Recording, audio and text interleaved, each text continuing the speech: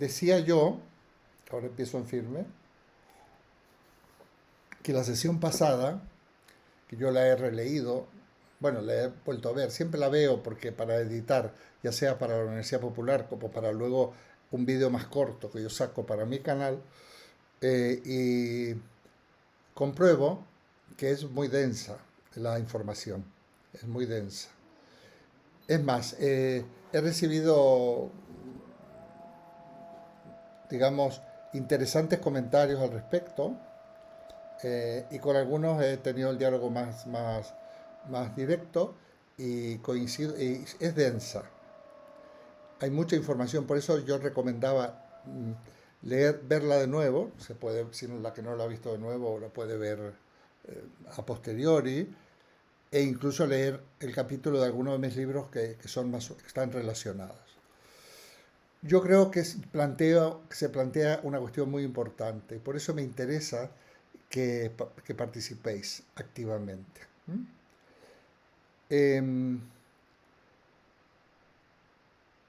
yo muchas veces he dicho que cuando se trata de este tema, en nuestros cursos, en nuestras clases, yo no pretendo adoctrinar a nadie, ni hacer militar, ni militar a favor de la no existencia de Dios, ni tampoco a favor de la fe o de la existencia de Dios.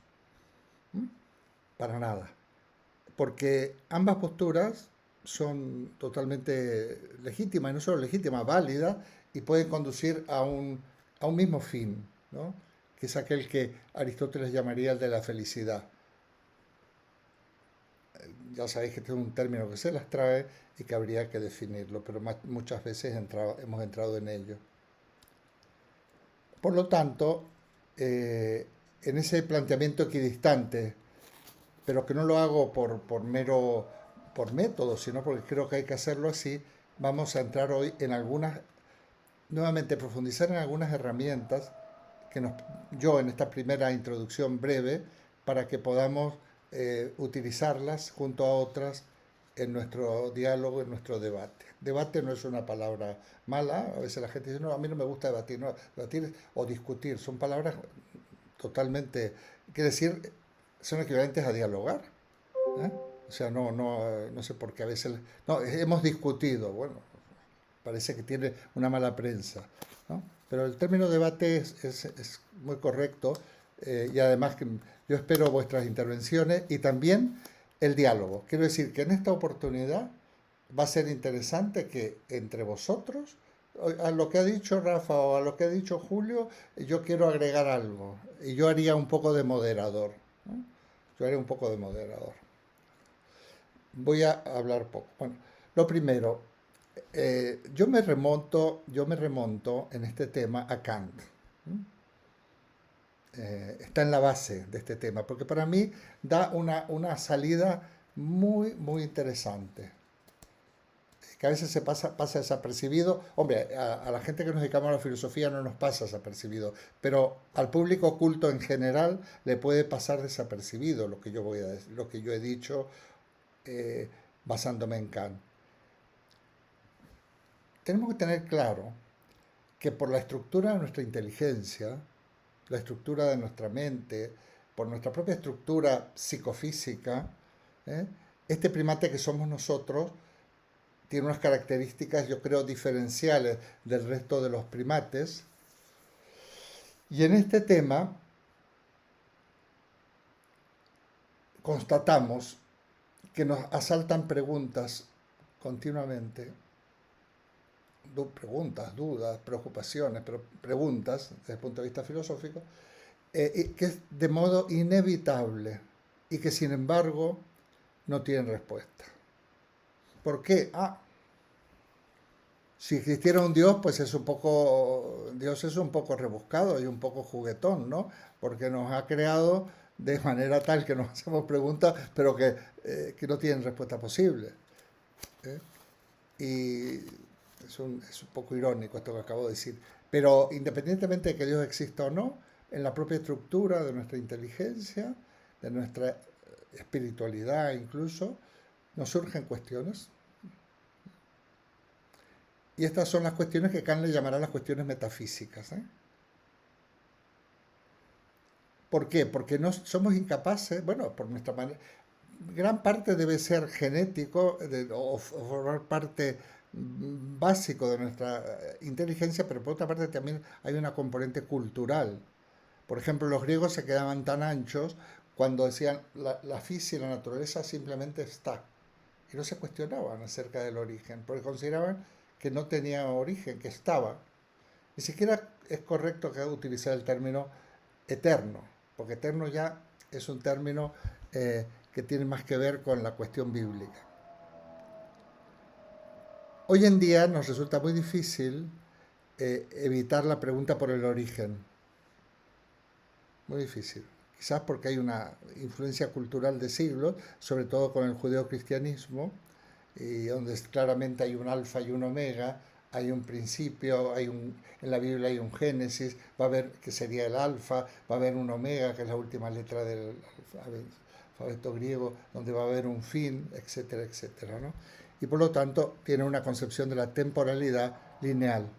En cambio, se dice que la concepción de la temporalidad que tienen los griegos es cíclica y que como realmente habría como unos, digamos, ciclos de eterno retorno, Mircea Eliade, por ejemplo, donde todo, es un autor contemporáneo, en donde todo volvería a ocurrir cada X años, algunos decían 1000 años, lo que sea. Una manera de explicar el movimiento, pero es como cuando se habla en la dialéctica entre movimiento y reposo, por ejemplo, entre un Heráclito y un Parménides, ¿no? Para Parménides no es que niegue el movimiento, sino que el ser como tal es inmutable porque es todo, pero sin embargo está en continuo movimiento. Heráclito, no son incompatibles ambos autores, a pesar que a veces de una manera interesada se los ha contrapuesto para decir que uno es un conservador, el otro es todo lo contrario. Bueno, solo he puesto un ejemplo.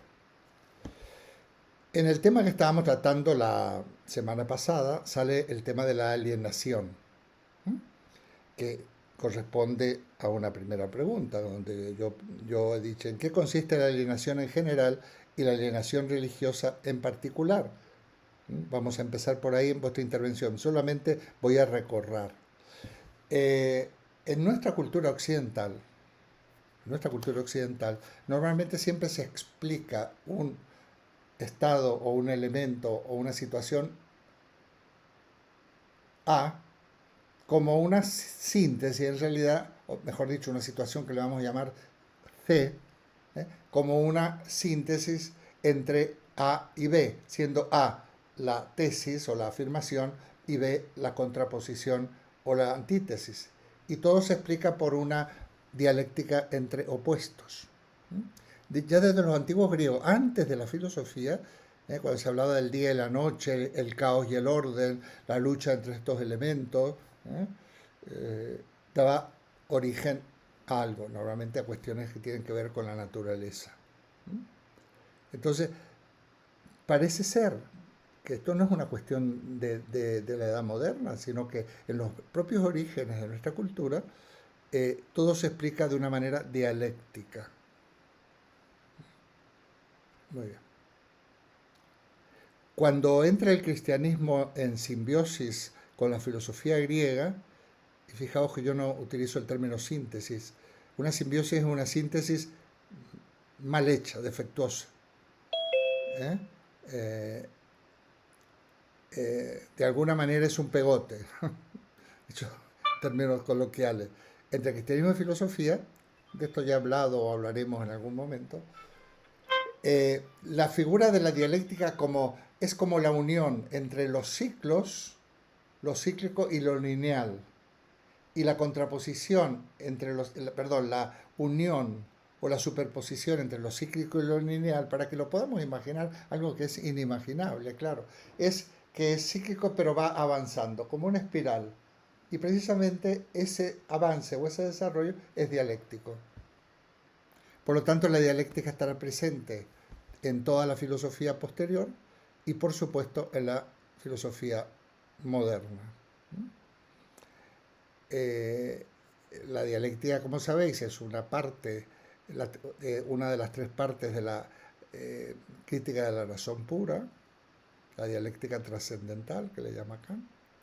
Luego la dialéctica la heredarán los idealistas alemanes, Fichte, Schelling, todos ellos, y esas contraposiciones dialécticas, y luego la expondrá de una manera magistral Hegel en el siglo.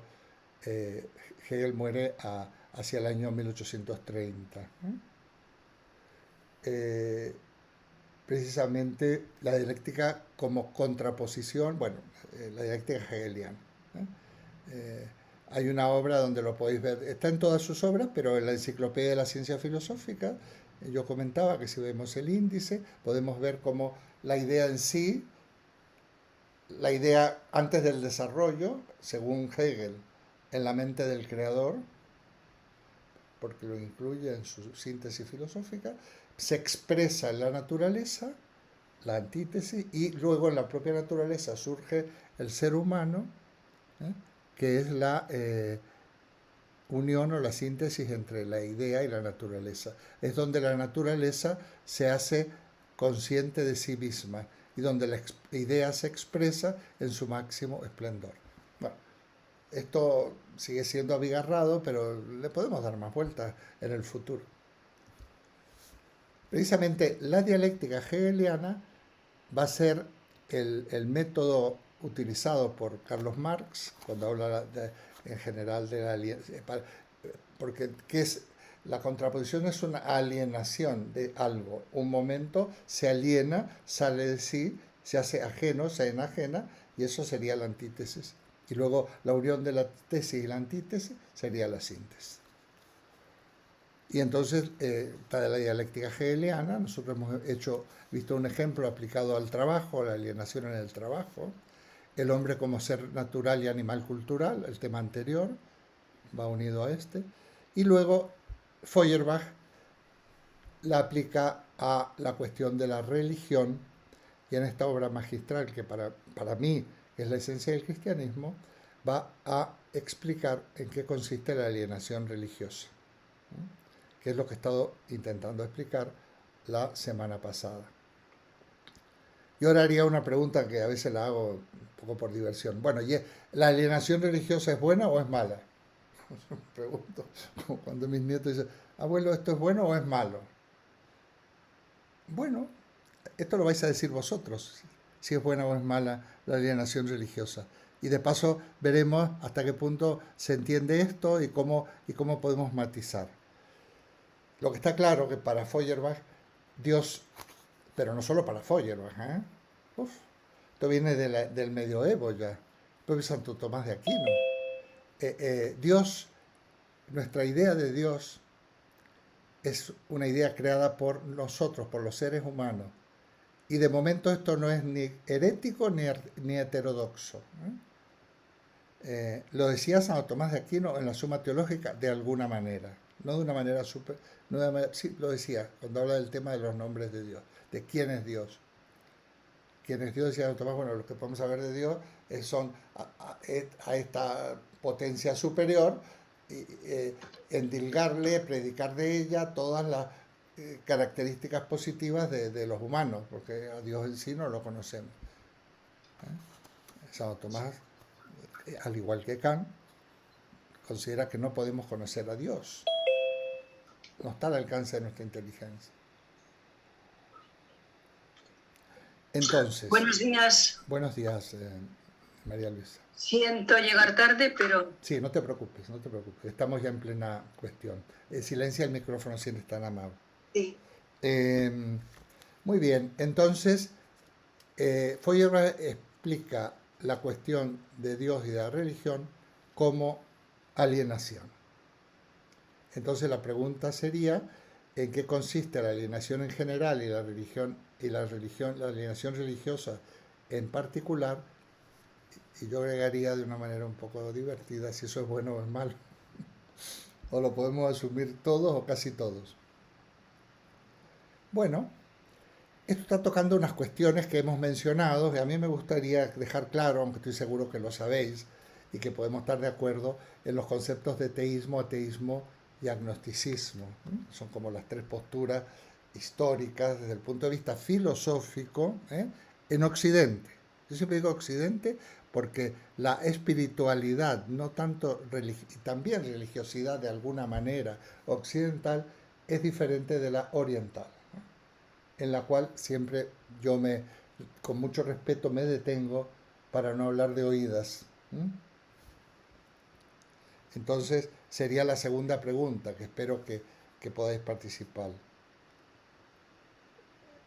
Y yo pregunto en estas cuestiones, una vez que respondamos ateísmo, agnosticismo y, y teísmo, ¿cuál es para ti la postura más racional de las tres? Cada uno se puede decantar. ¿Cuál sería, si es que es racional? Dado que de todas maneras estamos de alguna manera condenados, como diría Jean-Paul Sartre, a plantearnos la cuestión de Dios aunque tenga otro nombre, ¿eh? Y nosotros ante esa buscamos alguna salida, que normalmente van por estos tres caminos: teísmo, ateísmo, agnosticismo.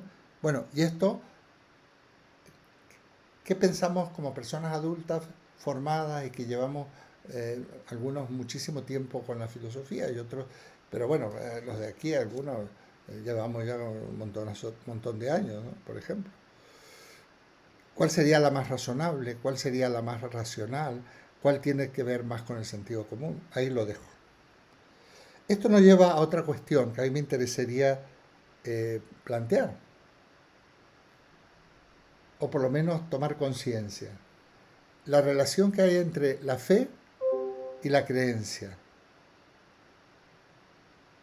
Porque, como he comentado alguna vez, la fe toda fe es una creencia, pero no toda creencia es fe. Esto quiere decir que el término creencia es un término mayor que incluye a la fe. Pero hay otros tipos de creencia que no son fe.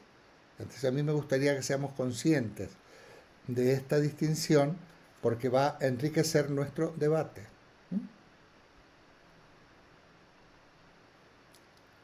Luego he hecho dos preguntas, no me acuerdo en qué orden porque yo lo puse directamente en el grupo de WhatsApp. ¿Existe Dios? Es una pregunta. Y luego, para terminar, ¿qué opinamos de aquella sentencia nietzscheana, aquella frase de Nietzsche, donde dice Dios ha muerto? Bueno, tiene una segunda parte que no le he puesto, pero la dice Nietzsche así. Pero podría ser Dios ha muerto y luego viva el superhombre, dice Nietzsche. Pero eso sería otra cuestión. Pero la cuestión de la muerte de Dios es un tema muy importante a principios del siglo XX. Hay en la teología protestante, sobre todo la teología alemana, los famosos teólogos de la muerte de Dios, y también hay católicos que además coinciden, que es un tema de la teología moderna, la muerte de Dios. Y Heidegger también trata la cuestión de la muerte de Dios en el sentido cuando dice que Dios ha huido, Dios no está. Lo dice metafóricamente. Pero el gran problema de nuestra época, que ni siquiera que Dios ha muerto y nadie ha tomado conciencia de ello.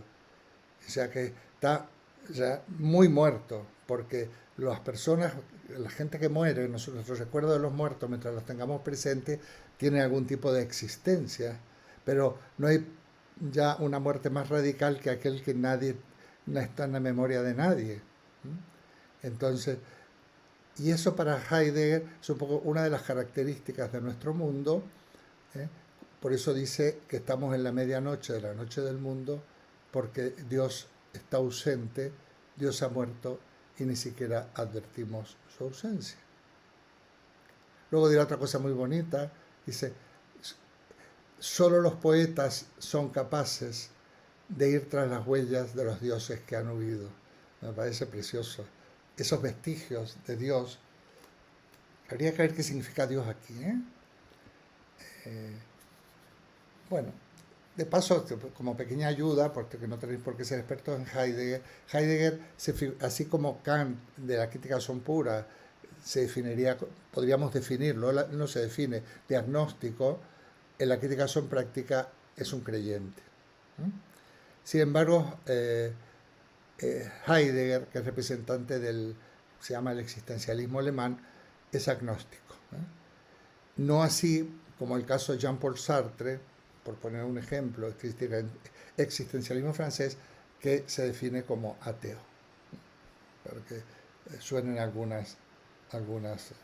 Bueno, yo me voy a quedar aquí y voy a daros la palabra para que yo lo que vamos a hacer es lo siguiente, voy a ir empezando en orden de los temas o de las preguntas.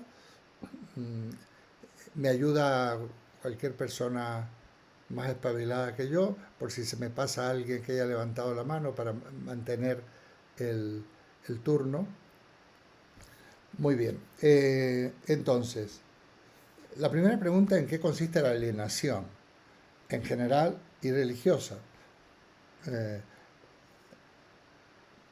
Lógicamente, sería bueno poder responder sobre todo en qué consiste la alienación religiosa, porque supongo que lo que es la alienación está claro, ¿no? Por lo menos creo que en clases anteriores hemos tratado este tema. Muy bien. Pues si no te importa, Eduardo, vale.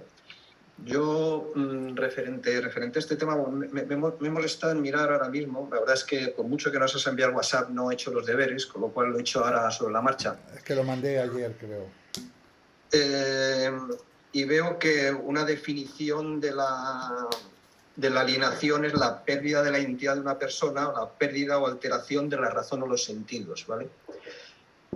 Tú esto lo ligas, o sea, la pregunta es ligada a la religión, y quizás si ese es el concepto, si estamos de acuerdo en que ese podía ser el concepto de alienación, este que acabo de definir yo, no sé hasta qué punto se puede considerar que las religiones o todas las religiones son alienantes. Quiero decir, en el sentido de que puedan hacerte perder tu propia identidad, ¿vale? Y ya entrando en un tema, digamos, personal, porque por una serie de circunstancias yo he estado en un lugar budista haciendo un curso de meditación ya hace meses, y yo lo que sí vi allí de alguna manera, es gente que se encontraba bien, quiero decir. Y esto creo que se puede hacer extensivo a otras religiones, incluso la cristiana, quiero decir. O sea, parece que tenemos, yo recuerdo en nuestra época, o por lo menos en mi época de joven, que como que la religión era el opio del pueblo, algo absolutamente nefasto, deleznable, etcétera, ¿no? Y yo allí concretamente, de alguna manera, en ese momento exacto que vi a esta gente, yo sentí de alguna manera que lo que ellos estaban practicando allí les hacía bien. Y creo que hay muchas personas, cristianos y de otras religiones, probablemente musulmanes, que la religión les puede hacer bien, ¿vale? Luego también recordar que estamos relacionando religión y Dios, y concretamente el budismo es una religión no teísta, quiero decir, no tiene ningún dios. Y mezclar las dos cosas en la mayoría de los casos es así, pero que no siempre, ¿vale? Uh-huh. Y esto también me retrotrae, lo digo aunque no tenga mucha relación, en Gabriel, cuando estuvimos hablando la última semana acerca de la búsqueda del sentido, me gustó el planteamiento que tú tenías. Empezaste a hablar un poco del conocimiento, pero el conocimiento en el sentido amplio, en el sentido oriental, dijiste, de la iluminación, de alguna manera, ¿no? Que es un concepto que a mí me atrae mucho, es una historia que me interesa, ¿vale? Y yo de alguna manera, esa búsqueda me lleva a otra reflexión, que quizás no esté muy ligada con la conversación de hoy, pero parece como que si el estado de bienestar o el estado de una búsqueda del sentido, gente que lleva una vida sencilla, que no tiene planteamientos de profundizar ni en el conocimiento, ni en la búsqueda de sí mismo, ni en otro tipo de cosas, no puede llegar a un estado digamos, superior sin tener que hacerse tantos planteamientos. Está un poco relacionado con el tema este de la religión. Y vale, pues eso era en principio lo que quería decir. Bueno, eh, a ver, yo sí tengo, me gusta mucho todo lo que has dicho, es todo pertinente. A lo mejor alguien quiere, para no prejuiciarlo, eh, podemos permitir ver primero si alguien te quiere responder. Yo te voy a responder. Solo te voy a hacer una aclaración, aprovechando además que está María José. Eh, la alienación que tú acabas de definir sería una alienación, vamos a llamarle desde el punto de vista psicológico, en el fondo, un poco la alienación como algo, por eso digo es buena o es mala, ¿no? Entonces, bromeando un poco, pues esa es una alienación mala. Si tú pierdes la identidad es una alienación mala. Eh, a bote pronto lo digo, tenemos especialistas aquí. Yo estoy hablando de la alienación desde el punto de vista de la dialéctica filosófica. Y la alienación o la enajenación no es mala, al contrario, es necesaria. Es exposición, es salir de ti y te expones y te conviertes en otro. Sobre todo cuando se produce un salir de uno mismo. ¿eh? Y esto es esencial en el diálogo. El diálogo es precisamente una contraposición, de ahí viene dialéctica de diálogo, entre un yo y un tú, o un tú y un yo, y donde precisamente es necesaria esa relación entre el tú y el yo para que se produzca la síntesis. Por ejemplo, en nuestra conversación de hoy seguramente vamos a llegar a acuerdos, no porque haya que llegar a acuerdos, sino porque nos ayuda a entender que estamos más o menos en lo mismo. Y me salgo de la vaina para responderte una cosa antes que intervenga otro, me parece perfecto. A ver, porque cuando tú estás hablando del budismo, y me parece tu reflexión que también nosotros, en nuestra cultura, en nuestra tradición religiosa, podríamos encontrar lo mismo, por supuesto. ¿eh? Por supuesto. Porque aquí estamos hablando más que de la religión, estamos hablando de la religión, pero estamos hablando sobre todo de la espiritualidad. Por eso le he puesto este título. Y la espiritualidad es algo muy recomendable, muy bueno, digamos. En eso sí es muy recomendable. Y el modo como tú accedes, o sea, cómo puedes fomentar y acrecentar esa espiritualidad que es tan importante, lo se puede conseguir con mediación de religiones o incluso de experiencias de la naturaleza, de experiencias de soledad. Mira, hoy precisamente me acaba de llegar una especie de invitación de otra persona con la cual dialogamos hace poco y que ahora vamos a hacer un segundo programa, y resulta que invita a un retiro filosófico en la Sierra de Gredo, un retiro filosófico, no religioso, ¿no? Eso me interesa. Bueno, yo te lo mando, te lo mando. Es en el Puente de Mayo. Y entonces he visto por el programa, yo sé que esta chica tiene una formación filosófica, pero también tiene una formación en filosofía oriental. Entonces, es un retiro donde habrá, nosotros hemos hecho mucho en la comunidad filosófica, pero no son retiros, son simplemente como convivimos y hacemos unos seminarios más concentrados. Lo hacíamos, aunque sea una vez al año, ¿no? Y entonces, y luego hay una parte, me llamó la atención del programa, lo he leído, nada, 2 minutos antes de conectarme, y dice, de tal hora a tal hora, meditación, pone. O sea, que eso te lo voy a mandar. Sí. Por supuesto, por supuesto.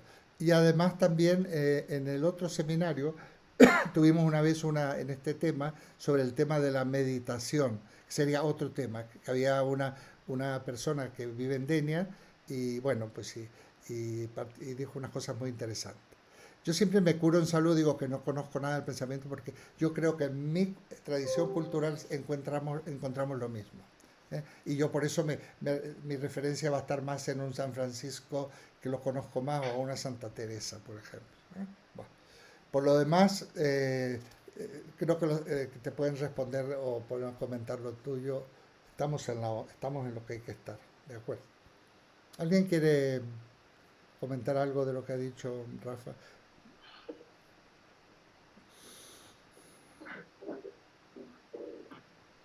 Nuestra viajera se nos ha desconectado.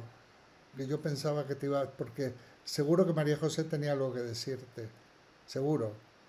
Y si no, ya me encargaré yo que te lo... Ahí está María José. Ah, Rafael, dice. Ah, claro, está conectada como Rafael. No sé, me pareció, no quiere decir esto que lo obligue a hablar. Enajenación, no, yo no hablaba de... Yo hablo alienación eh, relig- religiosa y que no es exactamente igual que religión enajenante. ¿Eh? Ojo, hay religión enajenante, ¿eh? Por ejemplo, aquellos de bienaventurados los que sufren y por lo tanto os resignáis porque total vuestra vida va a estar en otro, la felicidad la vais a conseguir en otra vida, que es manipuladora, esas, pero yo me refiero a alienación religiosa en el sentido filosófico, no a que sea enajenante la religión, por definición. La hay y muy enajenante.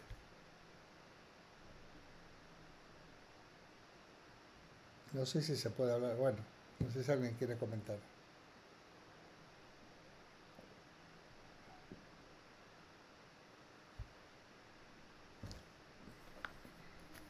Bueno, pues, No había advertido esa diferencia.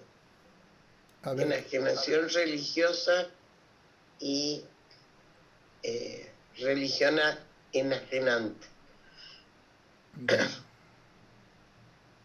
a ver, digamos que yo he dicho la alienación religiosa para preguntar qué pensabais, pero luego él ha hablado de la religión como enajenante. Por supuesto que cuando Carlos Marx dice que la religión es el opio de los pueblos, está hablando de la religión enajenante. ¿Eh? Y es mala.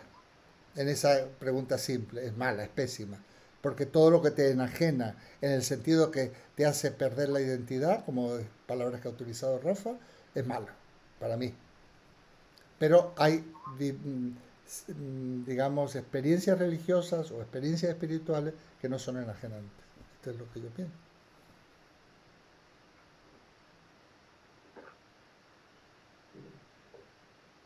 Ah, María, ha levantado la mano María José. Pasa que yo no veo las manos. Adelante, María José, por favor. Pero ¿se me oye?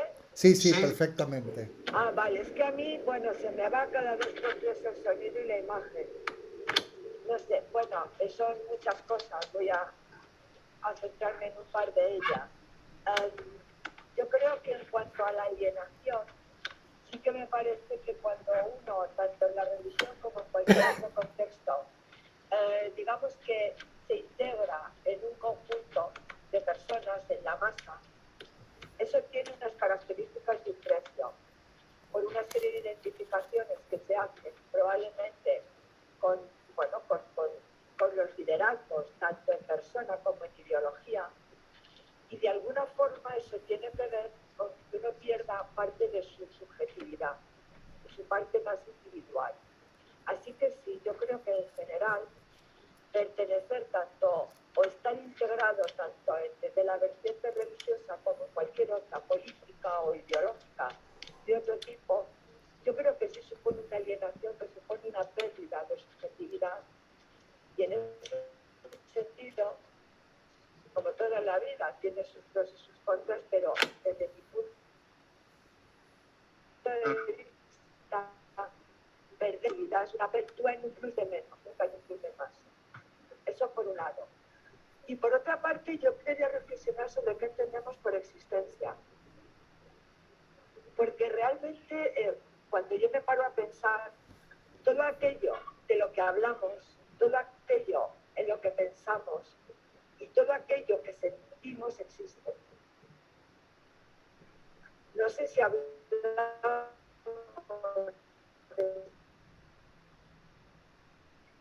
de existencia. Sí, esto lo hemos Y comentado alguna vez, entendemos a María veces. José. Lo hemos comentado Claro. ya.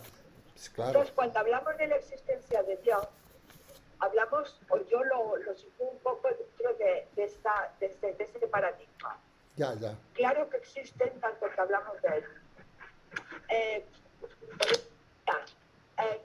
¿De qué existencia estamos hablando? Claro que existe si hablamos de él, claro que existe si organizamos o digamos que construimos un andamiaje del tipo que sea religioso, espiritual, claro, porque hablamos, sentimos y pensamos.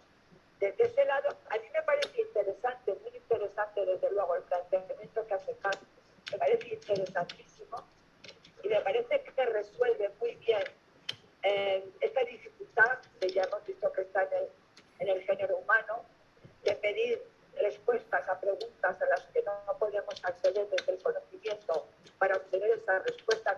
Me parece que lo resuelve fantásticamente. Cuando habla que desde la razón no podemos acceder a dar una respuesta a la existencia de Dios, pero deja la puerta abierta desde la parte que él habla, ¿no? De que es un postulado, algo en lo que uno personalmente puede creer o no creer sin que esté sujeto a la razón o a la, digamos que a la experimentación científica. Bueno, lo voy a dejar por ahí. Muy bien, has terminado, ¿verdad? Muchas gracias, María José. Se te ha entendido bastante bien, se han perdido algunas cuestiones. Perfecto, es muy pertinente tu observación. El tema de la existencia, precisamente tuviste tu intervención ya anterior en otra clase y esto creo que queda claro. En cualquier caso, yo hacía la pregunta, bueno, la pregunta si existe Dios, aparentemente a bote pronto parece un poco ingenuo, pero hablaremos de ella. Muy bien. Pues si no hay nada más para intervenir en este punto, no solo para responderle a Rafa, sino para dar alguna opinión, pasamos al siguiente. Sobre todo para ir respetando tiempo. Bueno, el siguiente es teísmo, ateísmo, agnosticismo. Yo creo que todos sabemos esto. Si alguien quiere intervenir, aunque sea aparentemente algo que ya lo hemos dicho, para recordárnoslo, y sobre todo lo que sí yo preguntaba, cuál puede ser la postura más racional o más de sentido común, si el ateísmo, el agnosticismo o el teísmo o creencia en Dios, que no es lo mismo. El término teísmo es el que menos me gusta de estos, es el menos rotundo de estos tres. Ateísmo y agnosticismo tienen entidad propia. Ateísmo es una manera de, bueno, de decir que acepta la creencia en Dios, pero es más ambiguo ese término. ¿Alguien quiere intervenir en esta cuestión?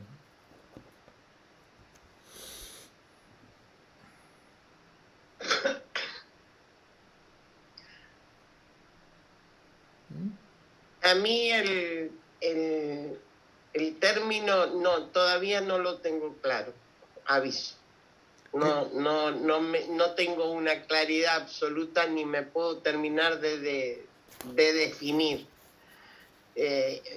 Mi gran controversia es no con la existencia o no existencia de Dios, sino como el hombre ha generado una serie de dogmatismos en torno a la existencia de Dios. Dogmatismos que a mi criterio, absolutamente personal, estarían en permanente contradicción. Es decir, yo siento que el ser humano, sobre todo dentro de la religión católica, este permanente predicamento de el temor a Dios o el tener que cumplir con determinadas cuestiones van en contra de la posibilidad del hombre de elegir libremente un proyecto de vida que estaría en los principios, o sea, en los fundamentos del cristianismo, y que sin embargo en la vida religiosa de los hombres se transforma absolutamente. Para mí es la gran contradicción. Todavía yo no tengo claro, ni puedo decir si soy agnóstica o atea. Religiosa no soy. Eso sí, estoy en claro.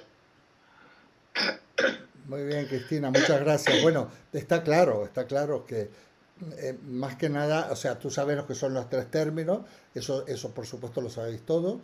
pero tú hacías un análisis, dabas una respuesta más personal, es decir, bueno, estoy entre el ateísmo y el agnosticismo y no hay por qué definirse, ¿no?, al respecto.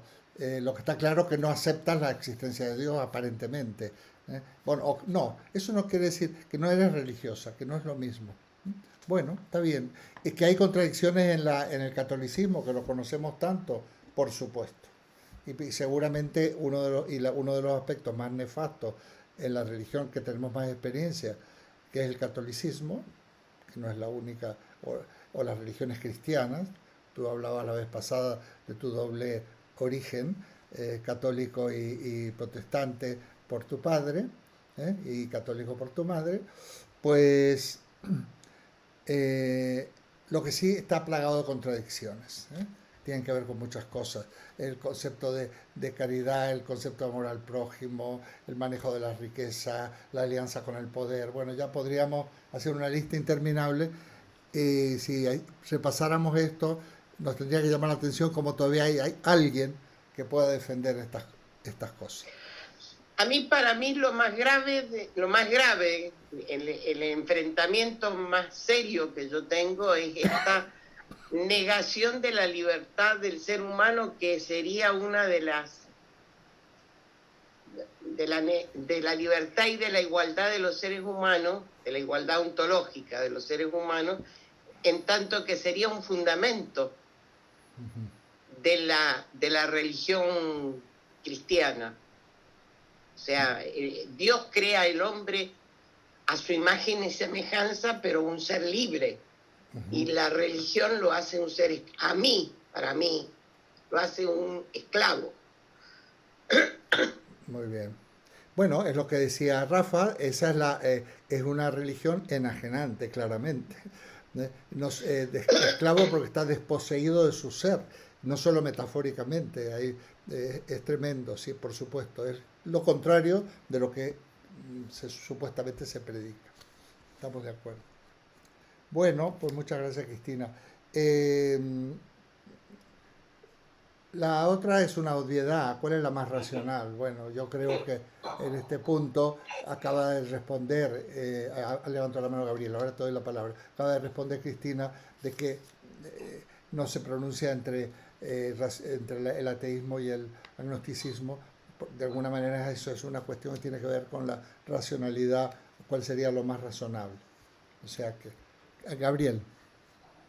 Bueno, simplemente unas reflexiones no muy filosóficas, la verdad, movidas un poco por el sentido común.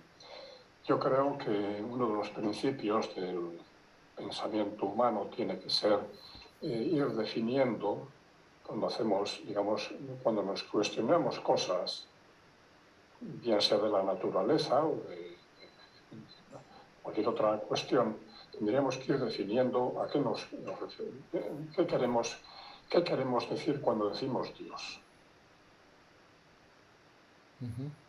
Sin esa definición previa, pues la respuesta puede ser totalmente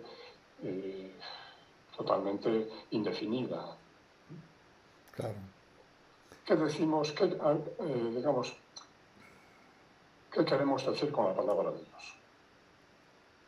Bueno, yo esto que acaba de decir Gabriel, si queréis decir algo ahora mismo, no estaría nada mal, porque estamos hablando de Dios y sin embargo, ¿qué entendemos por Dios? Está bien, está bien.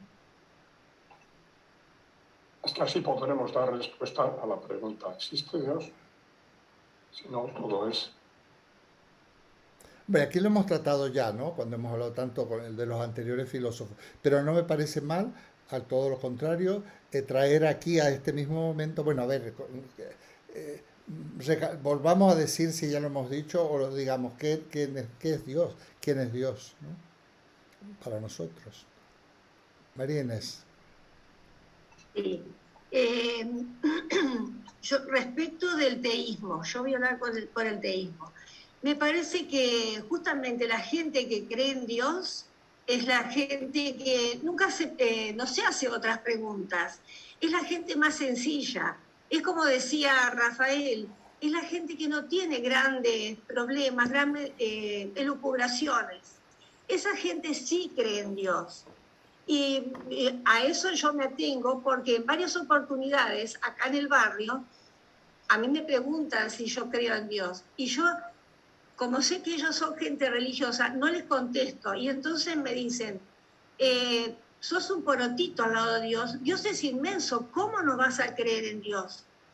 Y me dice, una vez una chica me dijo, ¿sabés por qué vos no crees en Dios? Porque vos tenés todo.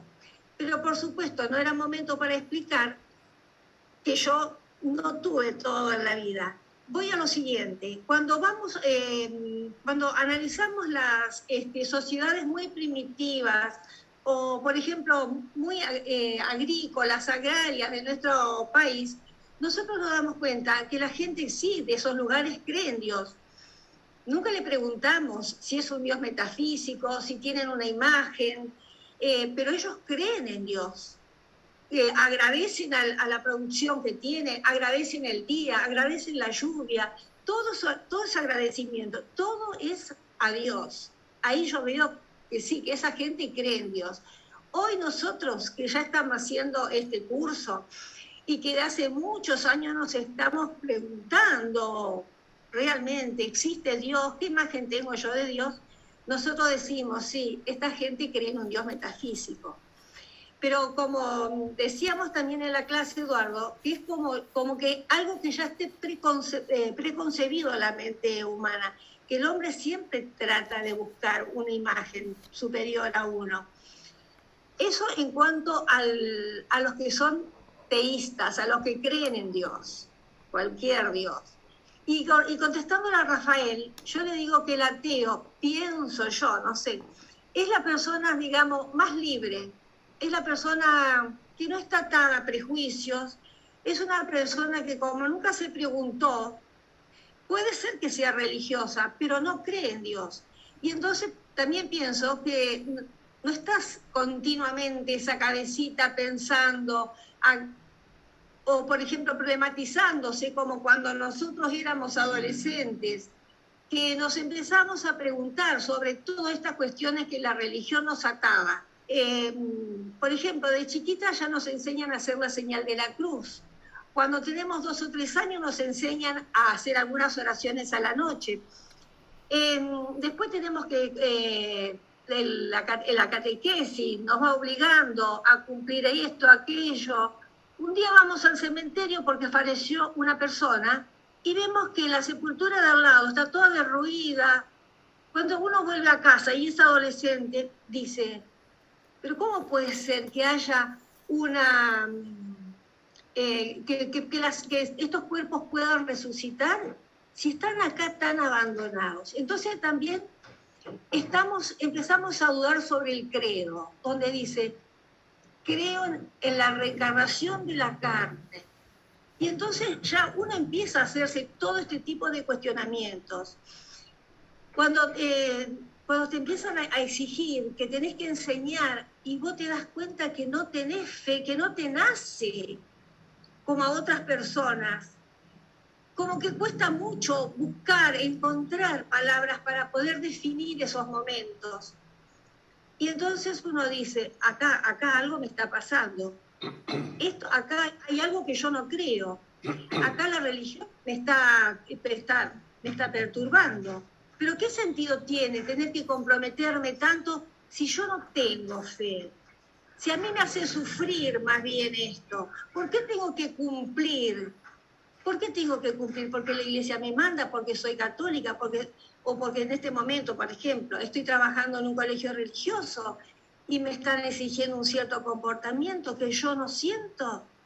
Yo me tengo que ir de acá, esto no es para mí, a mí me está haciendo sufrir.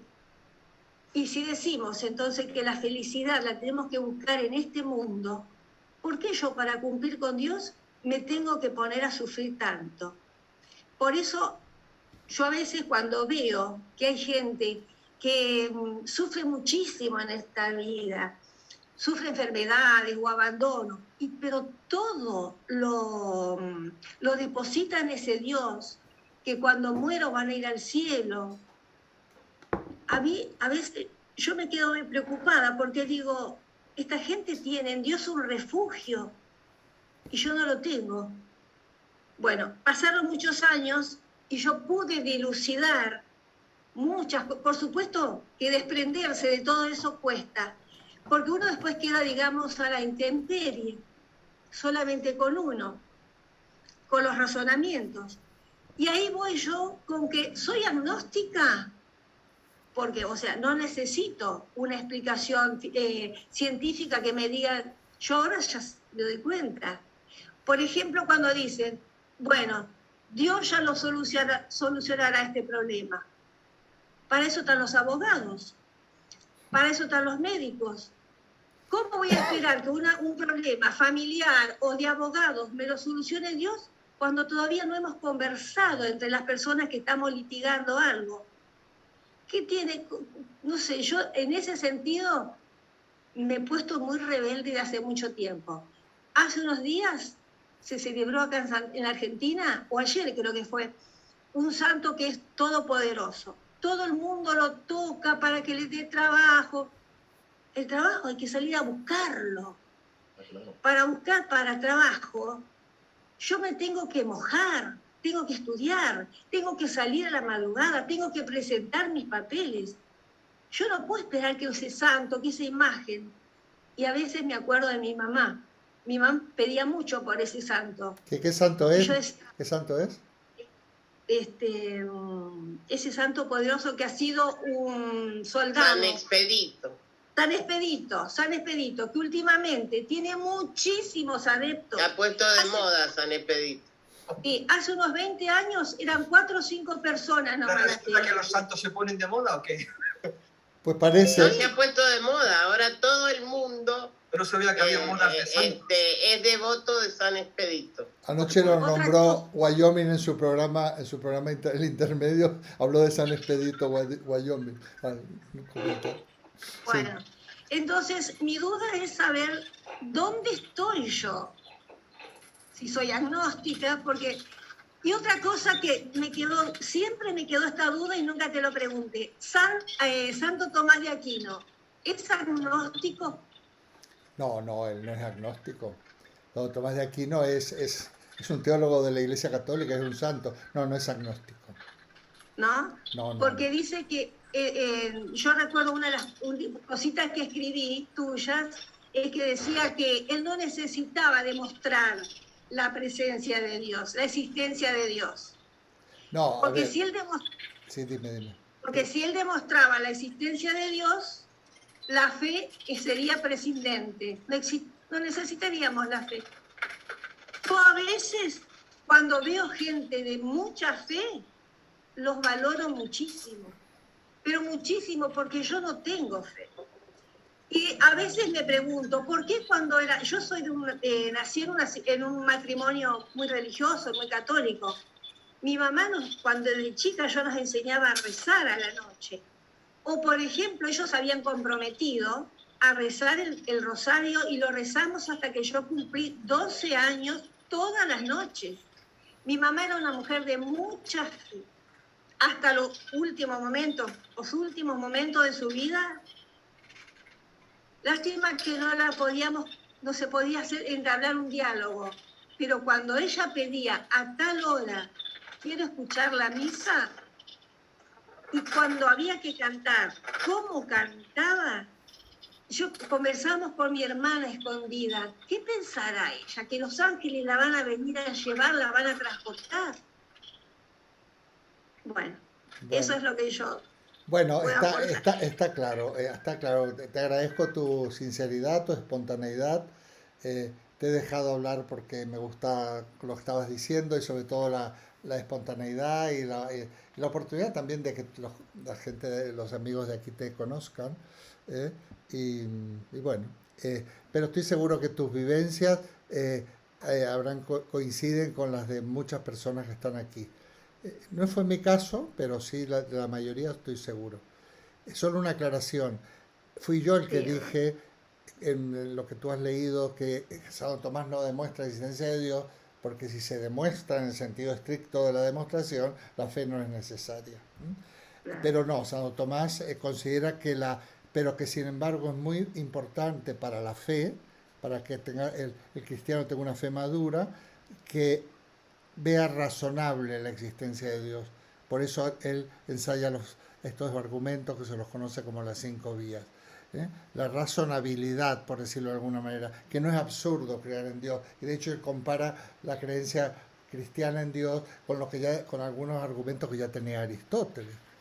Por ejemplo, el del primer motor inmóvil y todas estas cosas. Sí. Pero Santo Tomás sí era creyente, pero era un creyente muy inteligente, no en vano, bueno, ha escrito tiene una obra monumental en teología y fue muy perseguido, y estuvo hasta prohibido la lectura de Santo Tomás, hasta que a finales del siglo XIX, y él muere en el siglo XIII, se reivindica a la lectura y se lo rehabilita, se lo pone de moda, Rafa.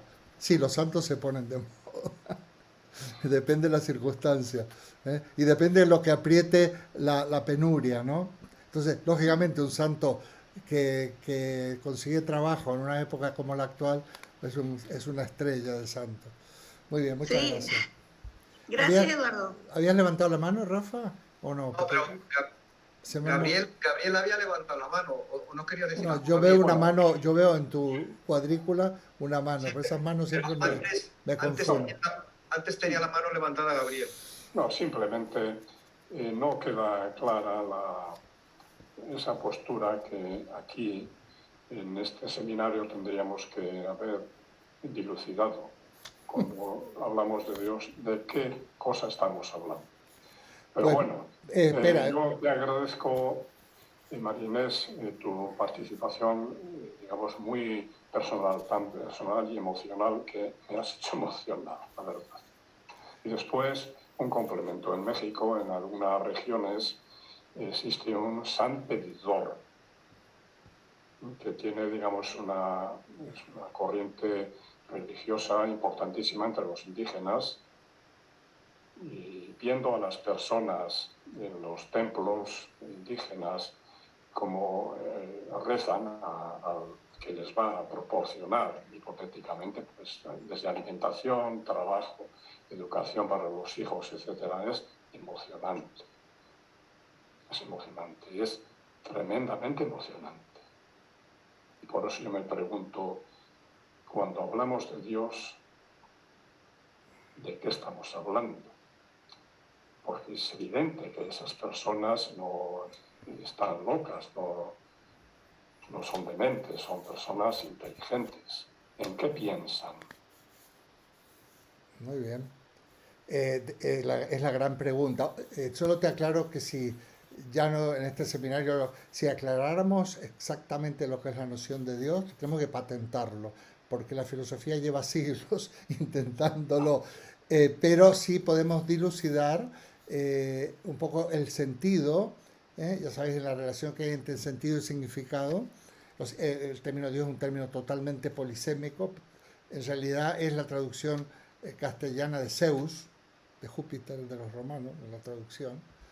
Entonces habría que irse quizás a la mitología. Pero de hecho, a veces cuando no se pueden definir los términos, siempre hay una definición, por ejemplo la que decía Rafa de la alienación, pero siempre son referenciadas a unos contextos, pues lógicamente no, pero se puede hacer un análisis que en filosofía le llamamos análisis fenomenológico, de alguna manera, qué usos tiene esta palabra, se hace un análisis de uso, se hace de contextos, se puede analizar muchas cosas, pero no se podrá definir, desde luego. Por eso preferiría yo hablar de espiritualidad o tendencia a, ¿no?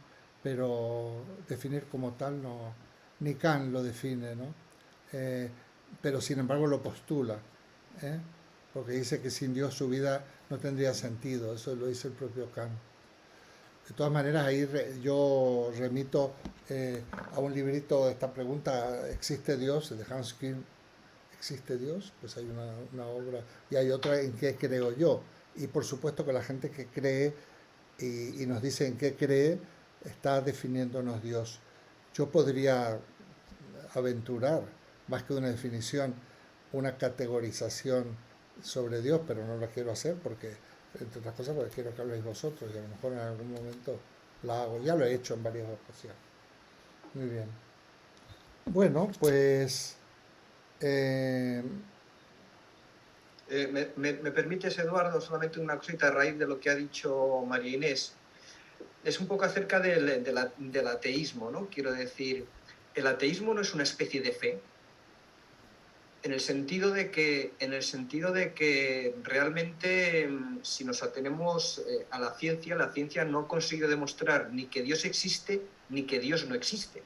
Con lo cual, podríamos llegar a la conclusión que el que es ateo tiene una fe como la puede tener una persona religiosa.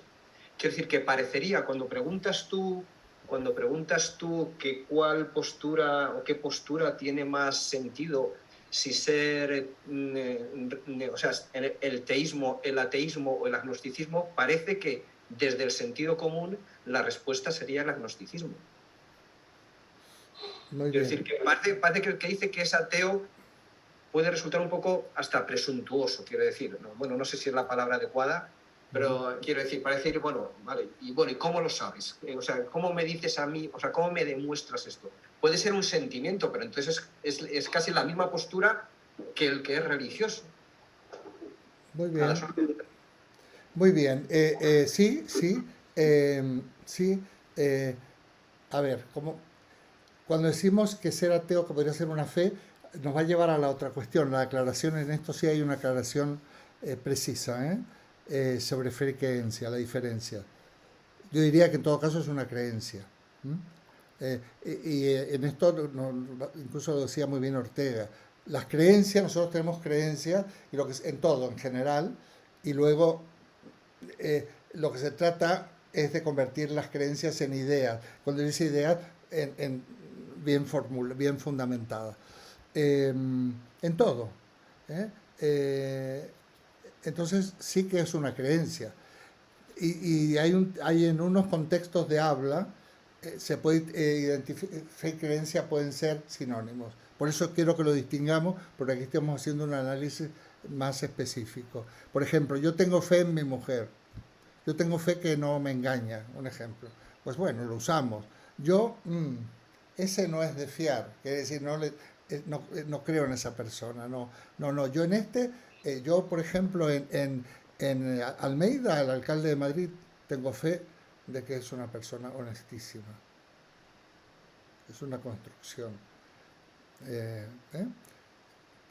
Bueno, ahí lógicamente es como decir poner las manos en el fuego, ¿no? Estoy haciendo una broma, lo que pasa que me has dejado sorprendido, Eduardo. tú sabes que, bueno, pero ya me conoces, Rafa. Sabiendo de que picojeas, vale. Ya me conoces, estoy bromeando porque son hechos de la actualidad política, ¿no? Entonces, no, yo tengo fe, o cuando dice Feijó, luego me insultan incluso cuando hago deferencia a estas cosas en la red, pero bueno, estoy acostumbrado. Cuando dice Feijó, no, yo creo en, qué sé yo, en Ayuso, por ejemplo, y cosas de estas. Yo tengo fe. ¿Pondría usted las manos en el fuego? Los otros días hacer una entrevista a los políticos, nadie puso las manos en el fuego. Bueno, no nos estamos refiriendo a eso, esto le pongo un punto jocoso. Efectivamente, hay gente que hace del ateísmo una militancia, yo diría así, ¿no? Y entonces es tan vehemente que es casi tan dogmático en el ateísmo como los más acérrimos creyentes, ¿no? Una cosa así. Sí, pero, pero bueno, hay de todo. Pero Son ateos, gracias a Dios. sí, sí, exacto. Pero el ateísmo es totalmente, es tan sensato como para mí las dos posturas. ¿eh? El agnosticismo es una postura de prudencia, si bueno, no me pronuncio porque sigo todavía teniendo lo que decía Cristina o lo que... Esa sería una postura como muy... Además queda muy bien. Cuando te dicen, tú crees en Dios, soy agnóstico, queda muy bien. Porque en el fondo es, no sabe, no contesta. Y el ateo, desde el punto de vista vivencial, aunque no se... Es una cosa muy sencilla, es que Dios no tiene nada que ver en tu síntesis de filosofía personal. O sea, está totalmente excluido y se puede ser ateo sin ser... Sí, hay ateos que son petulantes en realidad, ¿no? Y presuntuosos, pero se puede ser ateo sin serlo. ¿eh? Se puede ser ateo sin Sí, serlo. pero a ver, yo no lo hago como una postura cómoda. El problema mío es que tengo dudas. Bendita sea la duda. Otros días un escritor que no es de mi devoción y no lo voy a nombrar, dice, le preguntan por esto y dice, ¿usted cree en Dios? Yo no creo en Dios, dice, yo lo conozco. Toma ya. Esto sería Santa Teresa que ha renacido. O sea, Teresa, porque hay gente que piensa que tiene relación directa con Dios. Eso es muy común también en el pensamiento oriental. Pero entonces habría que definir qué es Dios o qué es la divinidad. Es el misticismo en el fondo. Entonces, no, yo no es que creo en Dios, es que yo lo conozco. A mí no me tienes que... No necesito ni creer. Bueno, es interesante. Lo dejo, mira cómo se ha puesto María Inés. Te quedas pensando en esto y luego le damos vueltas. Bueno. Nuevamente agradezco no la conocíais, María Inés tiene siempre intervenciones muy personales, pero al mismo tiempo muy auténticas, y a veces hilvanar un discurso así, que parece sencillo, no es tan fácil. Lo que pasa es que ya le sale naturalmente. Muy bien. Si alguien quiere comentar algo de esto, hola Vitalia. Está como hablando. No sé. No, Vitalia no tiene micrófono. Sí, Vitalia tiene problemas de sonido. No, pero tiene el micrófono cerrado. No, pero estará hablando con alguien, no está hablando con nosotros. Está hablando por teléfono. Sí. Bueno, esto nos lleva a fe y creencia. ¿Alguien puede distinguir fe de creencia? Yo lo he dicho, pero es un poco técnico, hay que reconocer que es técnico, pero no es técnico frío, sino que es un técnico que da muchos elementos luego para la propia vida.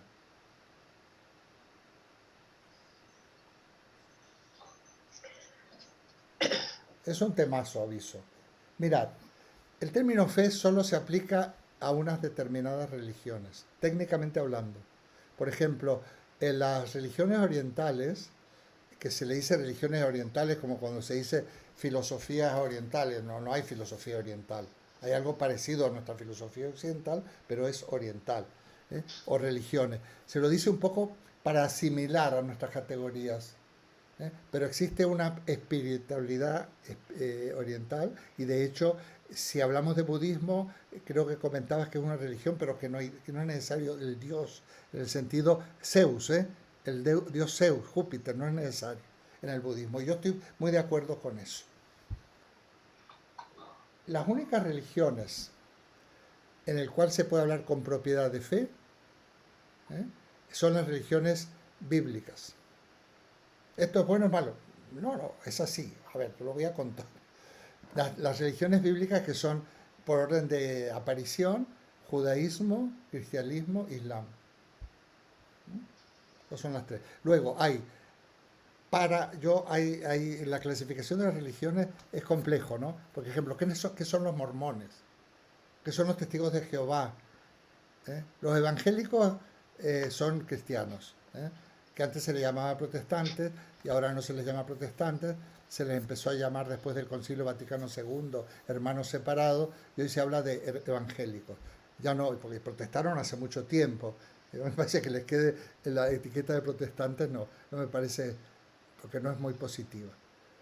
Y dentro, o sea que hay judaísmo, cristianismo, islam, pero dentro de estos grandes troncos, no es lo mismo los sufistas que los chiitas y que los hay muchas diferencias. No es lo mismo los católicos que los luteranos, que los anglicanos, que los evangélicos, que los bautistas, que no es lo mismo. Y luego lo mismo pasa con el judaísmo, Hay judíos ortodoxos, de estos que andan con las trenzas y estos gorros, hay judíos de otro estilo. Entonces hay muchas variaciones. Y dentro del catolicismo, ya no del cristianismo, hay varias vertientes, desde lo que le llaman el rito oriental, que son los ortodoxos, que ya algunos están separados del Papa, pero hay otros que no están separados del Papa. La gente no sabe que hay católicos de obediencia papal que están casados, que es el rito oriental, que solamente el celibato se aplica para Occidente, cosas de este tipo. Hay muchos tipos de católicos también y de iglesias. Y dentro de esos hay movimientos, algunos totalmente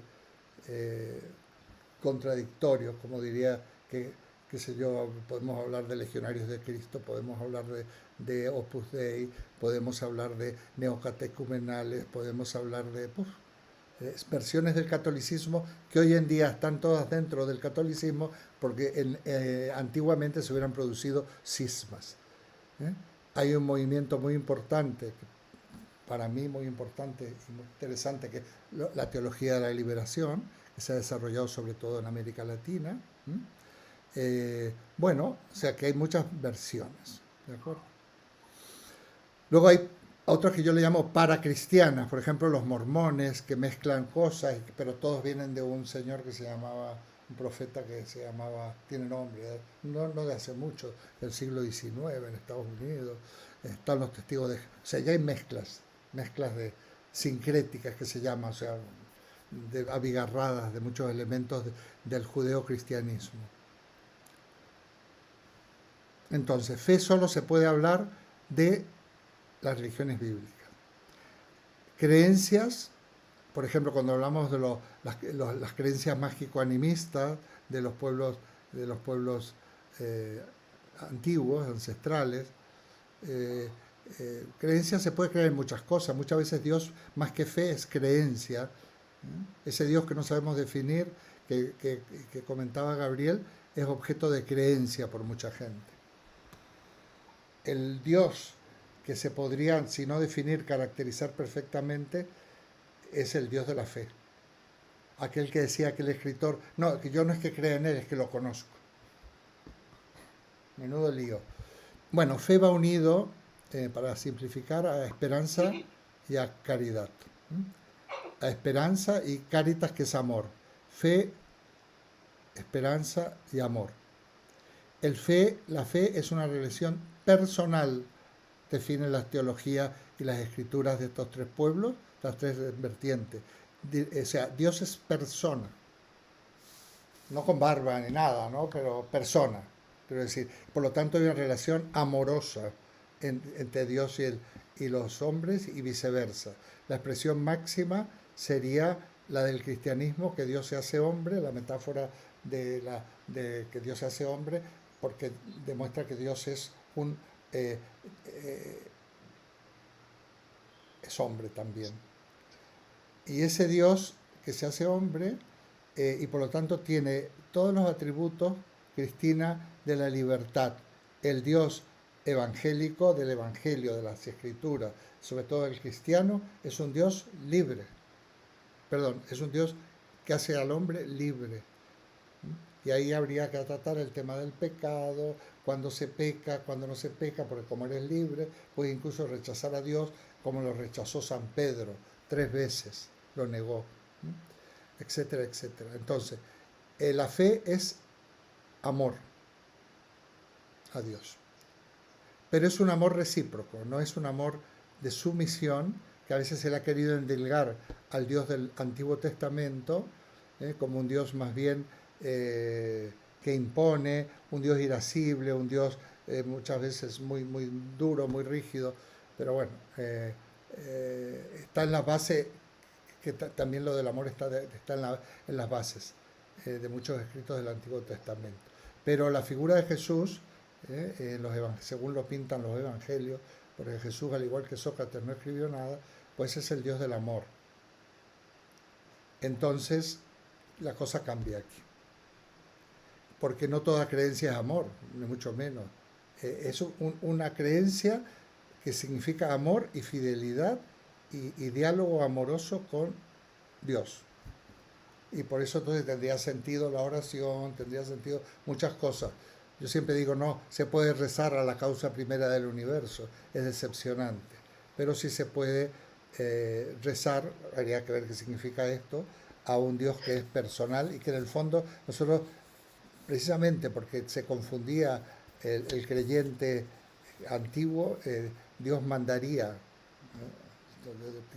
no es que lo estoy afirmando, a su Hijo para que nos reconociéramos y a quien podemos amar. Y es el que manda el mensaje del amor, amaos los unos a los otros, un solo mandamiento os dejo, y también dice así, y amaos los unos a los otros. ¿Y eso qué es, maestro? ¿Cómo es? Bueno, así como yo os amo a vosotros. así como os trato a vosotros, etc. Bueno, habría un mundo. Esto, no quiero avanzar más en esto, en esta explicación. Muchas veces he hablado de esto. Entonces, que no sienta esa relación de amor con Dios, que eso más que definirlo o una postura intelectual, es una postura vivencial, ¿eh? De adhesión eh, con Dios. Luego, sí, en esta línea cabría, ya lo he dicho la semana pasada, quizás al final, y si no la próxima al principio, lo que está clarísimo es que lo divino, yo prefiero hablar de lo divino, está en la naturaleza y en los seres humanos, en nosotros.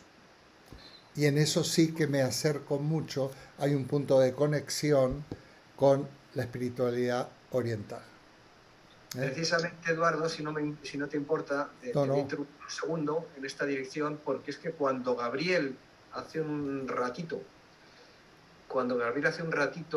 se preguntaba, bueno, cuando hablamos de Dios, ¿qué estamos queriendo decir? ¿Vale? Y yo pensé, en mi ingenuidad, que lo preguntaba y lo iba a responder él mismo.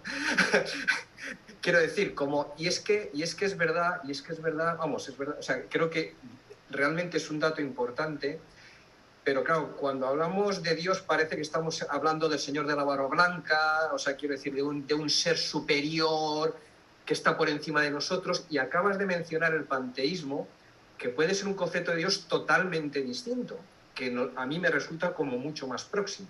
Entonces, no sé si lo que quería decir Gabriel, él ya tenía la respuesta y está esperando que le respondiésemos los demás o le respondiese esto en concreto, ¿vale?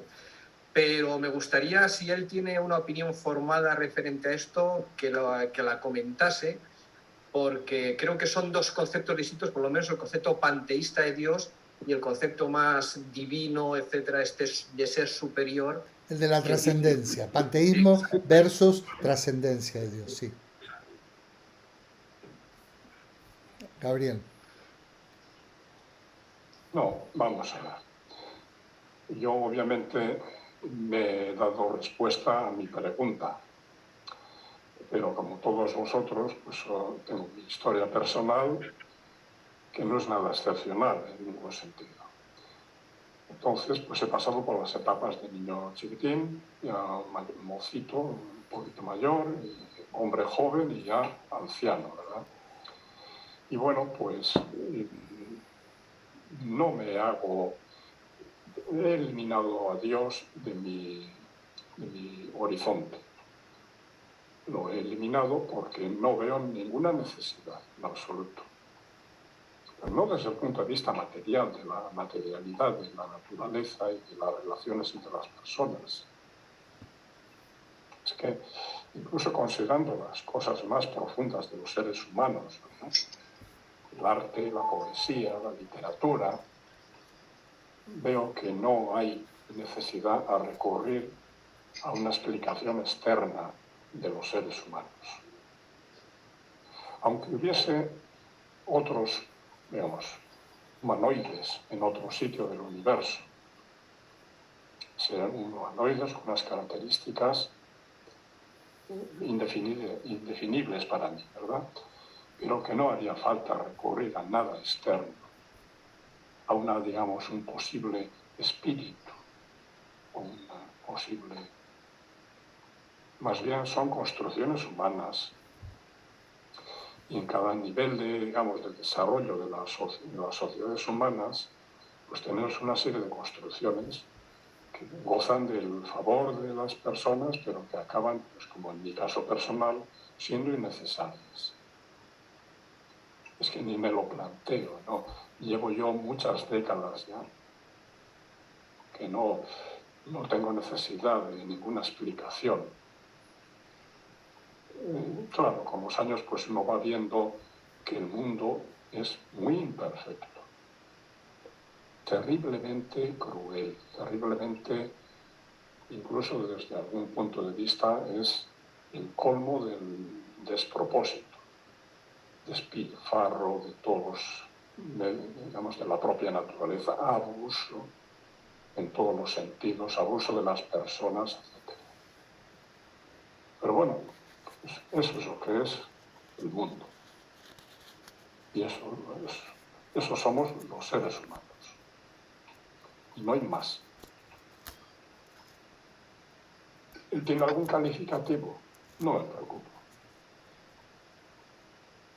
No busco decirme ateo o agnóstico, no. Para mí ese tipo de reflexión no encuentro ningún sentido en hacérmela.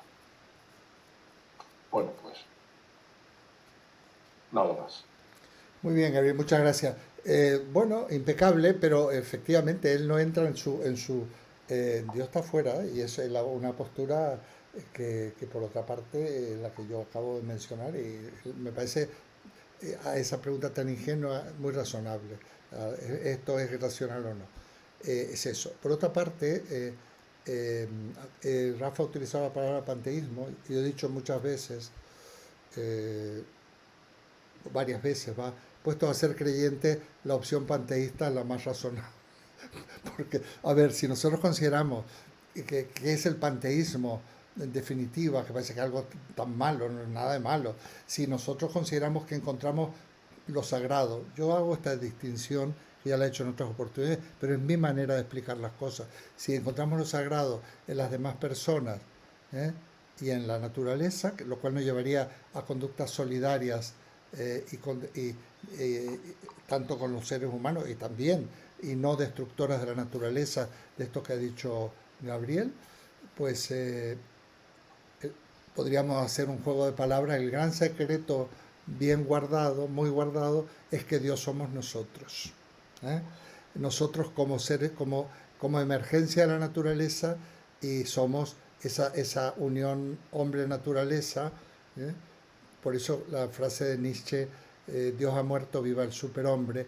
No el superhombre este que a veces se lo ha tergiversado y que del cual se habría nutrido el fascismo, sino este hombre nuevo que se empodera de alguna manera y que nos tiene, precisamente a través de unas creencias enajenantes, nos tiene, digamos, estábamos postergados y no podíamos completar el ciclo de ser nosotros mismos, además, y representantes de la naturaleza. Somos naturaleza. Y ahí eso es lo sagrado. Yo creo que la noción clásica, ya sea la metafísica o la metafísica que la gente no sabe que es metafísica, la creencia en ese Dios de nuestra cultura y de es absolutamente, espero que se vaya abandonando, porque además es enemiga de la espiritualidad. Yo siempre digo, la creencia en Dios es enemiga de la propia espiritualidad, porque la auténtica creencia en Dios es el amor, y es el amor a nuestros semejantes, y por supuesto a nuestro hábitat. Y ahí estamos.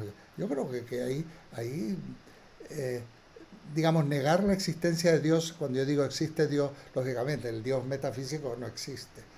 Negar la existencia de Dios no implica negar la espiritualidad, todo lo contrario, y que necesitamos a estas alturas de nuestra vida, algunos de nosotros que ya hemos vivido muchos años, precisamente esa serenidad y esa paz del encontrarnos con nosotros mismos, y incluso hasta de la necesidad de ya salir del ruido, salir del ajetreo, para simplemente radicar en la vida, en la existencia. Hay otro tema que se llama filosofía de la vida, ¿no? Y sí, yo creo que tenemos bastante claro que precisamente no estamos hablando de Dios ni de religión, religión en el sentido clásico.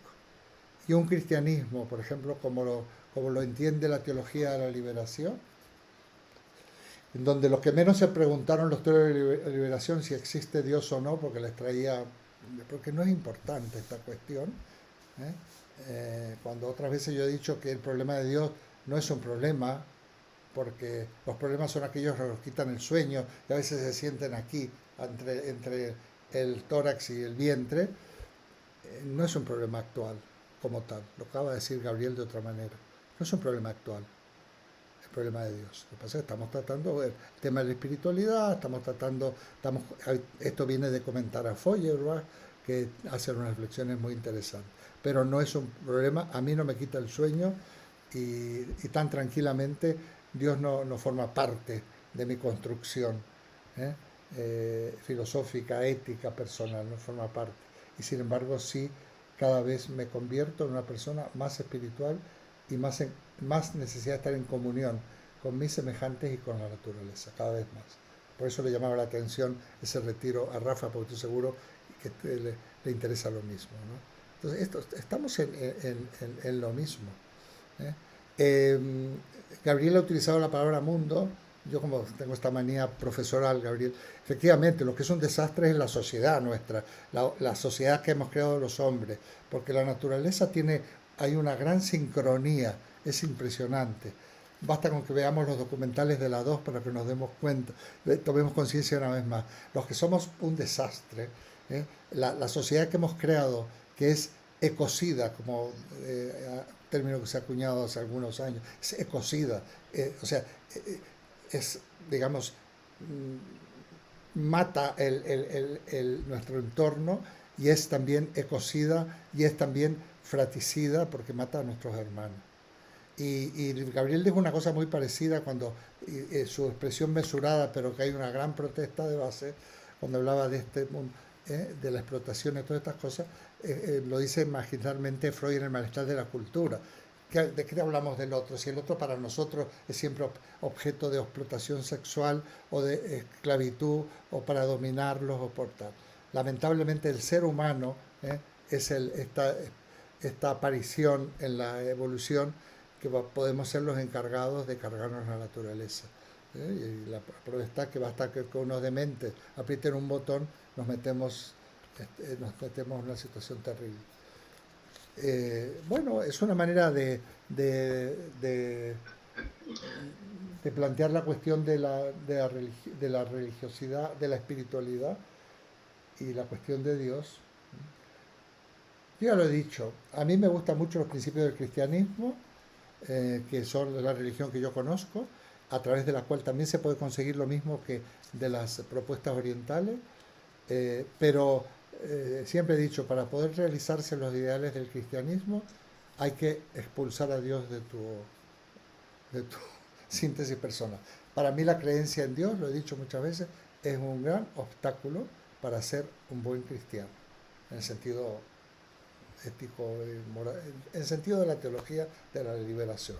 Yo he tenido esa formación y es muy interesante. Tenemos muchas lecturas de Hans Kuhn, el propio Leonardo Boff, el brasileño, tenemos Gustavo Gutiérrez, tenemos los teólogos, el propio Enrique Dussel de Argentina, de Mendoza, por cierto, etc. Tenemos a don Dussel. Exactamente. Que además es teólogo Dussel, aparte de filósofo. Y ya tenemos a don Freire. A Paulo Freire. Tenemos luego a otros que están en la línea muy interesante, el portugués Boaventura dos Santos, al cual recomiendo. O sea, en América Latina hay una producción, pero no solo una producción que emana de la acción y del compromiso impresionante sobre estas temáticas. Y en América Latina hay toda, Dussel habla siempre de los mártires de América Latina, de todos aquellos que han matado a lo largo de los siglos por la defensa de los demás, o bien de los indígenas o de los pobres. Y tenemos a otros como a Galeano, que si bien no se definen como teólogos, pero que en su producción también Exactamente. transmiten la misma postura, esta de el amor al otro como a uno mismo. Y claro, exactamente. Y luego están los mártires actuales. Hace poco ha vuelto a estar en el nuevo los que mataron en El Salvador, a los jesuitas aquellos de Yacuría y demás. Está en Argentina, hay algunos mártires, obispos y sacerdotes matados por el régimen dictatorial asesino. Tenemos testimonios, porque realmente, como metáfora lo digo, quien siga a Jesús que terminó en una cruz y no está dispuesto a terminar en una cruz, no sé si lo está siguiendo demasiado, no desde el punto de vista metafísico, porque realmente seguir a Jesús, a las enseñanzas de Jesús, es arriesgar la vida. Y de hecho, son los mártires, ¿no? El concepto de martirio, de testimonio. Esto en América Latina es muy importante. No se puede vivir en la injusticia. ¿eh? Eso digo, no se puede ser feliz en una sociedad, está en uno de mis libritos, de una sociedad de gente infelices. Nosotros realmente nuestra apuesta por la justicia, por la solidaridad y por un cambio de situación económica y política que permita que todos los pobres de la tierra no sigan sometidos a 100 años de soledad, como termina que nadie muera por esto y como termina García Márquez en 100 años de soledad. O sea que de verdad en América Latina es un orgullo pertenecer, haber tenido digamos base, yo me he formado ahí, y por otra parte también es un orgullo estar en España porque tiene mucho que ver. En España ha calado bastante todos estos movimientos, desde el padre Llanos en el Pozo del tío Raimundo y de toda esta gente, y ahora hay grupos de gente muy joven, los grupos de coloniales que hay en Andalucía por la descolonización, que tiene mucho que ver, más allá de la polémica, ¿no? de la conquista, que también está en la base, tiene que ver también con otras maneras de entender. En fin, aquí hay un mundo que se nos abre.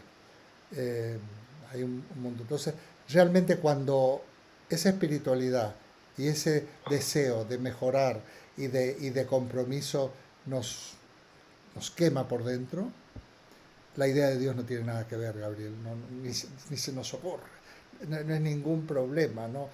Vamos, como cuando se habla, yo estoy escribiendo cosas de estas, o cuando se habla de la muerte, yo tengo clarísimo, y yo me terminaré el día que me muera, pero clarísimo, eso sí lo tengo claro, eso sí, no tengo la más mínima duda. Sin embargo, bueno, entonces ¿por qué actuamos así? Bueno, primero por un sentido de la dignidad y segundo porque somos empáticos, porque pertenecemos a esa especie de gran ser parmenidio que es la naturaleza con los seres humanos dentro, y nuestra herencia es dejar un mundo mejor, o por lo menos las semillas por nuestra parte de ese mundo mejor. Y eso es, bueno, si existiera una religión y existiera un premio, estos son los santos modernos. Bueno, todos los santos fueron iguales. Yo no es que yo me considere santo, pero el ideal de santidad relacionado con el amor al prójimo y el amor a la naturaleza es muy recomendable. Y es una especie de barómetro de evaluación. Hasta qué punto nosotros estamos remando en pos de una sociedad mejor y de una naturaleza mejor. En fin. Marisa, como no hables, es que no sé si te habías fijado, Eduardo, que lleva... Sí, mira, yo lo que quería decir también, que estoy muy cercana a las ideas de Gabriel. Es más, no quería haberlo dicho porque digo esto y escandalizo al mundo, de decirle, ¿y Dios para qué? ¿Para qué es necesario? ¿Por qué esa necesidad de la existencia de Dios? No tenemos por qué. Si tú te planteas que perteneces o la raza humana o la humanidad pertenece a un cosmos y es la mínima parte del cosmos, es lo que te puede empujar a respetar a una cosa y otra, a un hermano, a un árbol, a ayudarle a echar un eso. Y luego, por otra parte, lo que sí es verdad es que yo no soy tan pesimista con referente al mundo en el que vivimos. Lo que pasa, y estoy convencida de que vemos más lo malo que lo bueno. Estoy segurísima que hay muchísima gente y que hay muchas cosas que pasan por nuestro lado y son buenas, y gente haciendo el bien, que otras personas son que hacen el mal, solamente que suena muchísimo más el mal y el mal. Fijaros hasta qué punto yo me he planteado esto, digo, esto hasta hace el otro día me lo planteaba, digo, me voy a coger mi cámara y Y a las cosas que sean buenas, a gente que esté haciendo el bien o que hagan cosas buenas, voy a hacer una foto. Bueno, no hace falta coger la cámara, el móvil. Vamos a coger el móvil y nos vamos a ir a dar un paseo. Y las cosas que veamos bien hechas, les vamos a hacer una foto.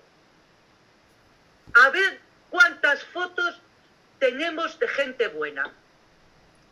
Y ya va siendo hora de que nos veamos también. Hombre, estamos en un mundo que lo que más suena es las desgracias. Y entonces, pero tenemos que empezar a buscar lo bueno. Y también yo creo que eso puede ser muy positivo para avanzar. Y nada más que eso quería decir. Muchas gracias.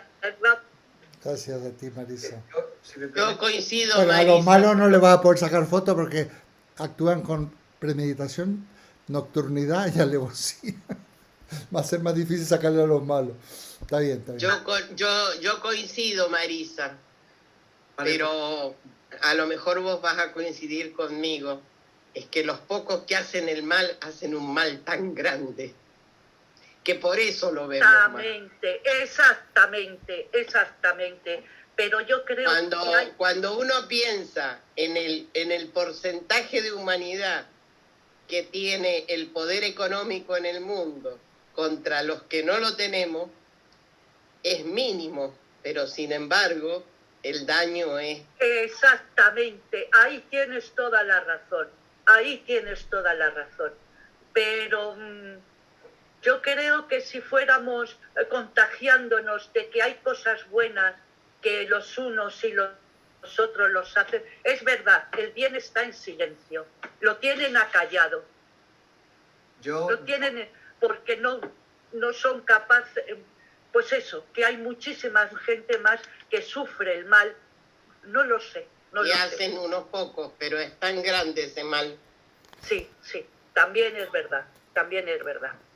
Yo en este caso, disculpadme, me pongo más del lado de Eduardo, quiero decir, en el sentido de que soy más pesimista, ¿vale? Y creo que si hacéis un análisis, si te pones a hacer fotos, tú puedes encontrar fotos de cosas bien hechas, como decías, Marisa, y puedes ver bien en muchas personas. Pero la realidad es que si haces una muestra grande, muy grande, y no hay más muestra más grande que una votación en unas elecciones, el auge de la extrema derecha, quiere decir que haya personas que estén votando a la extrema derecha y que eso esté pasando en muchos países de Europa, eso demuestra No solo de Europa.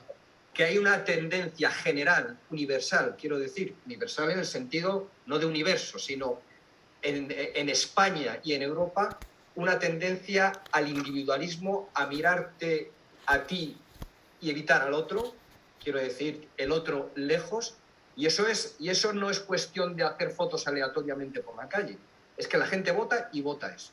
Con lo cual, y bueno, y si hablamos ya en la línea un poco ecológica y tal, todos sabemos que en ese sentido la cosa va muy mal. O sea, ser optimistas en ese sentido ahora mismo sería un poco, no sé. La gente vota a derechas o izquierdas. Yo creo que porque, como decía Cristina, está muy harta de estar viendo que está sufriendo ellos. En el momento que le ofrecen derecha, izquierda, el centro, el de arriba o el de abajo, un paraíso mejor, hay muchos que lo votan. Y si tienes una dialéctica muy buena y sabes convencer a los demás, te votan más. Por desgracia, lo que no tenemos es unos momentos de reflexión de lo que decimos. Vamos a ver, este señor me está contando esto, pero ¿hasta qué punto esto es verdad o es mentira?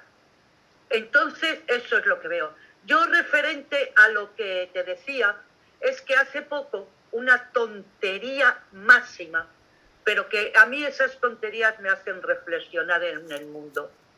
Y iba paseando y había una papelera en la calle, una papelera tirada. Iba un señor gitano con su perrito paseando, cogió la papelera y la colocó. A mí, ¿qué quieres que te diga? Ya sé que es una tontería, que no tiene nada que ver, que etcétera, etcétera, pero me hace profundizar. Me hace profundizar en el sentido de que distinguimos, en los gitanos no saben convivir, tiran las papeleras, hacen no sé qué y les ponemos verdes. Y mira tú por dónde este señor cogió la papelera, la colocó en su sitio y continuó, y dije, qué confundidos podemos estar.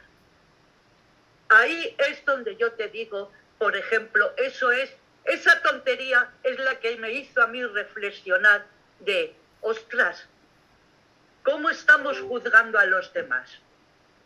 ¿Qué estamos haciendo con nuestro juicio? ¿Sabe? O sea que eso, ahora, las votaciones que votan a la derecha, me da tanta rabia como puede dar a ti. Es decir, ostras, ¿dónde vamos a ir a parar si esto sigue así?